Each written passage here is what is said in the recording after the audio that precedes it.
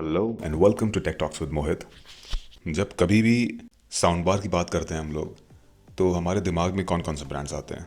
अगर हम budget sound bars की बात करते हैं तो फिर बोट, मीवी और उसी की इक्विवेलेंट जो ब्रांड्स होते हैं वो हमारे दिमाग में आते हैं। और अगर हम थोड़े अच्छे क्वालिटी के बड़े ब्रांड्स की बात करते हैं तो फिर JBL, सोनी, वो सारे हमारे दिमाग में आते हैं। बट एक ब्रांड ऐसा है जो यूजुअली मैं देख रहा हूँ कि लोग निगलेक्ट कर देते हैं, बट उसके साउंड बार्स एक्सेलेंट होते हैं, वो है सैमसंग।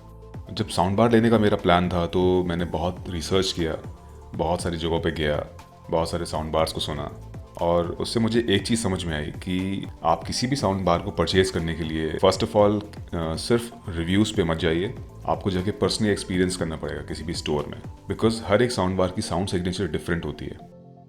आपको किस टाइप की साउंड पसंद है वो इंटायरली आपके ऊपर डिपेंड करता है।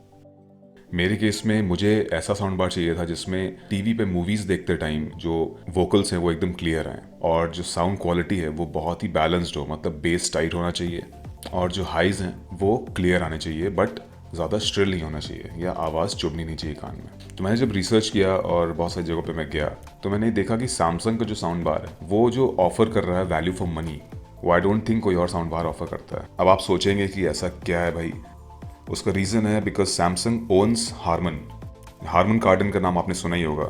हार्मन कार्डन प्रीमियम ब्रांड है जो टॉप क्वालिटी के ईयरफोन्स, हेडफोन्स, स्पीकर्स बनाता है।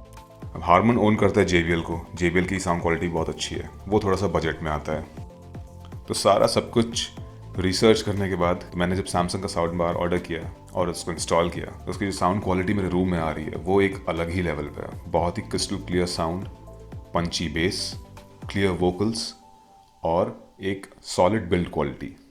तो ये बेसिकली 200 वॉट वाला वर्जन है जिसका सबवूफर वो वायरलेस है, विच मीन्स कि सबवूफर को आप रूम में कहीं पे भी रख सकते हैं। उसको सिर्फ पावर सप्लाई दीजिए और उसको टेलीविजन से या साउंड बार से कनेक्ट करने की ज़रूरत नहीं है, वो वायरलेसली ब्लूटूथ के थ्रू साउंड बार से कनेक्ट हो जाता है। साउंड बार को ऑफकोर्स आप टीवी के नीचे लगाएंगे या आप कहीं पे भी रख सकते हैं, उसको माउंट भी किया जा सकता है वॉल पे और किसी जगह पर रखा भी जा सकता है। अब ये जो साउंड बार है ये 2.1 चैनल वाला है। इसका मतलब है कि साउंड बार के अंदर 2 स्पीकर्स हैं, एक लेफ्ट चैनल एक राइट चैनल, और 0.1 जो है वो सबवूफर के लिए है। डॉल्बी डिजिटल सर्टिफाइड है ये। बाकी इसमें कई सारे साउंड मोड्स मिल जाते हैं जैसे कि base boost, surround sound, adaptive, standard, game. आप अपने पसंद के हिसाब से किसी भी मोड को आप लगा सकते हैं। इसकी एक और खासियत है कि इसका जो साथ में रिमोट मिलता है बहुत ही स्लीक है, अच्छा है, बहुत ही बढ़िया क्वालिटी है उसकी। एंड अगर आप सैमसंग की टीवी के साथ ही साउंड बार को लगाते हैं तो एक ही रिमोट से आपके दोनों चीज़ें कंट्रोल हो जाती हैं। मेरे केस में मेरे पास हाइसेंस की टीवी है तो मुझे 2 रिमोट्स यूज़ करने पड़ते हैं, बट कोई इशू नहीं है। टीवी की वॉल्यूम हमेशा 0 पे रहती है एंड वॉल्यूम को एडजस्ट करने के लिए मैं साउंड बार का रिमोट उसको यूज़ करता हूँ। अब 300 वॉट्स जो है वो RMS वॉटेज है। बहुत सारे साउंड बार जो चीप साउंड बार्स मिलते हैं मार्केट में वो PMPO वॉटेज बताते हैं। अब PMPO बेसिकली होता क्या है, वो पीक म्यूजिक पावर आउटपुट होता है। इसका मतलब है कि आइडियल कंडीशंस में 100% एफिशिएंसी में अगर स्पीकर परफॉर्म करेगा तो वो उतनी पावर निकालेगा। बट सबको पता है कि कोई भी डिवाइस, कोई भी मशीन 100% एफिशिएंसी पे काम नहीं करती है। तो जो PMPO वॉटेज होती है वो रियल एक्चुअल वॉटेज नहीं होती है। जो RMS वॉटेज है that is the real and actual wattage of the speaker. तो इसकी 300 वॉट्स जो है वो PMPO में तो बहुत थाउजेंड से पहुंच जाएगी। एंड मेरे हिसाब से अगर आपका रूम का साइज 20 फीट बाय 10 फीट भी है, एक बड़ा रूम है, तो भी ये 300 वॉट्स का साउंड बार जो है वो सफिशिएंट है, क्योंकि इसकी साउंड बहुत ज़्यादा लाउड हो सकती है अगर आप वॉल्यूम बढ़ा दें तो। मैं तो बहुत ही कम पे चलाता हूँ एंड वो मेरे लिए सफिशिएंट है। अब बात करें अगर हम साउंड बार की और वूफर की बिल्ड क्वालिटी, तो साउंड बार का जो आउटर बॉडी है वो प्लास्टिक है, बट उसके जो कवर है ऊपर से वो क्लॉथ का मटेरियल है। मिनिमल एंड क्लीन टाइप का लुक दिया गया है। सैमसंग का छोटा सा लोगो टॉप पे दिया गया है और फिजिकल बटन्स भी इसमें दे रखे हैं इन केस अगर आपको रिमोट यूज़ नहीं करना है फॉर सम रीज़न। सबवूफर की अगर हम बात कर रहे हैं तो वो वुडन कंस्ट्रक्शन है, पूरा लकड़ी का बना हुआ है और बाहर से उसका प्लास्टिक की बॉडी है जो कि स्टैंडर्ड हर सबवूफर में होता है। कनेक्टिविटी की बात करें हम तो इसमें ब्लूटूथ, ऑप्टिकल और USB का ऑप्शन दे रखे हैं। HDMI इसमें नहीं है, बट मेरे हिसाब से मोस्ट टीवीज़ में आजकल ऑप्टिकल कनेक्शन आता है एंड उससे बहुत अच्छी क्वालिटी आती है। तो मैंने ऑप्टिकल से टेलीविज़न को कनेक्ट करके रखा हुआ है एंड जो साउंड क्वालिटी आ रही है, जो आउटपुट आ रहा है, बहुत ही अच्छा आ रहा है।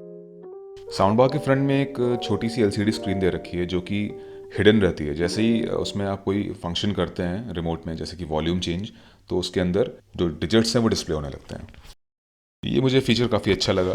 जो स्क्रीन है काफ़ी डिस्क्रीट है, हिडन रहती है, और उसमें टेक्स्ट भी लिख के आता है। तो बाकी कुछ साउंड बार्स में जिसमें सिर्फ ऐसे ही ब्लिंकिंग टाइप की एलईडीज़ दे रखी होती हैं, रेड ग्रीन ब्लू टाइप की, उसमें कुछ समझ में नहीं आता। इसमें प्रॉपर स्क्रीन है, तो ये मुझे काफ़ी बेटर लगा बाकियों के कंपैरिजन में। इसके स्लीक रिमोट में कुछ निफ्टी फीचर्स भी दे रखे हैं, जैसे कि जो वॉल्यूम और वूफर का बटन है, वो बटन्स प्रेस नहीं होते हैं, वो टॉगल स्विचेस हैं।